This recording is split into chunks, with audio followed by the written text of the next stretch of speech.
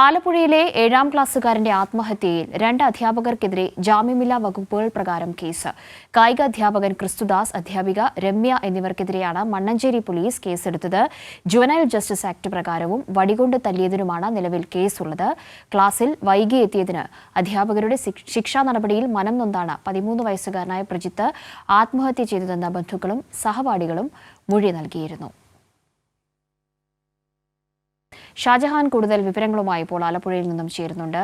ഷാജഹാൻ, ഈ അധ്യാപകർക്കെതിരെ നടപടി കുടുംബവും നാട്ടുകാരും ഉൾപ്പെടുന്നവർ ആവശ്യപ്പെടുന്ന ഒരു സാഹചര്യമൊക്കെയും ഉണ്ടായിരുന്നു. അന്വേഷണം ഇപ്പോൾ ഏത് നിലയ്ക്കാണ് പുരോഗമിക്കുന്നത്? ഈ അധ്യാപകർക്കെതിരെ ഇപ്പോൾ കേസ് എടുക്കാനുള്ള തീരുമാനവുമായിട്ടുണ്ട്.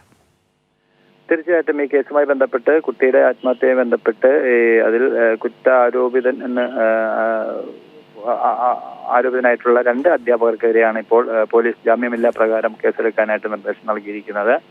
2 പേരും ഈ കുട്ടിയുടെ ആത്മഹത്യക്ക് കാരണക്കാരാണ് എന്നുള്ളതാണ് പൊതുവെ കണ്ടെത്തൽ. നേരത്തെ പോലീസും അതോടൊപ്പം തന്നെ ചൈൽഡ് വെൽഫെയർ കമ്മിറ്റിയും ഒക്കെ തന്നെ ഇതുമായി ബന്ധപ്പെട്ട് അന്വേഷണം നടത്തിയിരുന്നു. ഇതിന്റെ റിപ്പോർട്ട് കഴിഞ്ഞ ദിവസം വിദ്യാഭ്യാസ വകുപ്പ് മന്ത്രിക്ക് നൽകണമെന്നും ആവശ്യപ്പെട്ടിരുന്നു. ഈ കഴിഞ്ഞ ഏതാണ്ട് ഒരാഴ്ച മുൻപാണ് ഈ കുട്ടി സ്കൂളിൽ നിന്നും വീട്ടിൽ വന്ന് നേരെ ആത്മഹത്യ ചെയ്തത്. ആലപ്പുഴ കാട്ടൂർ സ്കൂളിലെ 13 വയസ്സുള്ള വിദ്യാർത്ഥിയാണ് ആത്മഹത്യ ചെയ്തത്.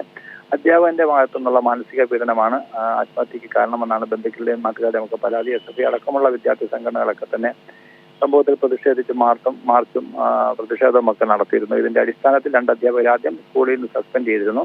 ഈ അധ്യാപകർക്കെതിരെയാണ് ഇപ്പോൾ പോലീസ് കേസെടുത്തിരിക്കുന്നത്. 2 പേർക്കും ജാമ്യമില്ലാ വകുപ്പ് പ്രകാരം കേസെടുക്കാനാണ് നിർദ്ദേശിച്ചത്.